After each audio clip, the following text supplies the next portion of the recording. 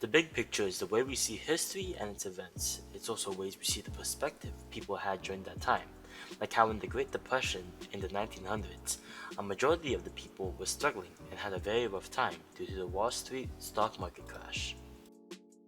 Another event that we can see in multiple ways is the Chinese head tax event. During this event, the Canadians thought of the Chinese immigrants coming to Canada as bad, and Canada started taxing them, and eventually the tax was $500 per person. I don't think the immigrants felt welcome there and were excluded, as well as making us look racist. It also made a bad look on us. Speaking of the Chinese, I think the China one couple two child policy could also be seen in multiple perspectives, as the government wanted to limit the population growth, but the people of China wanted to have more support for their children. And just like a rift between the Chinese people and their government, the same happened between the Triple Alliance and the Triple Entente, which were Austria-Hungary, Germany, and Italy versus Britain, France, and Russia. There was a rift between the two sides after the assassination of the heir to the Austria-Hungarian Empire, and a war broke out known as World War I. After World War I, another war followed, started by Adolf Hitler. It was known as World War II, and such, when Hitler came to power, he killed many people, known as the Holocaust. He would bring people to the concentration camps and disguise gas chambers as showers, and use sarin gas to kill people.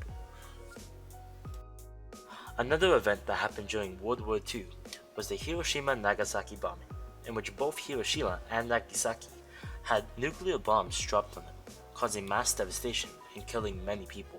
With lasting effects, it caused the zones to be completely uninhabitable, and the cities were destroyed.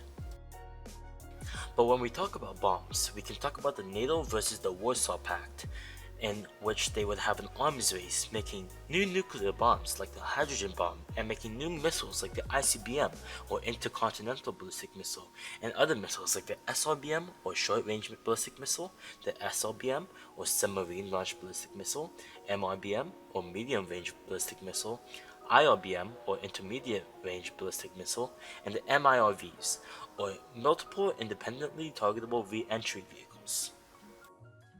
The two superpowers who made these weapons were Russia and America, and they had a space race. While Russia sent out something into Earth's orbit, a new satellite, America landed on the moon first. However, there are perspectives that are obviously more morally correct and morally incorrect, like how Hitler's perspective of killing millions of people, he probably thought he was doing something good, but killing billions of people is obviously morally incorrect.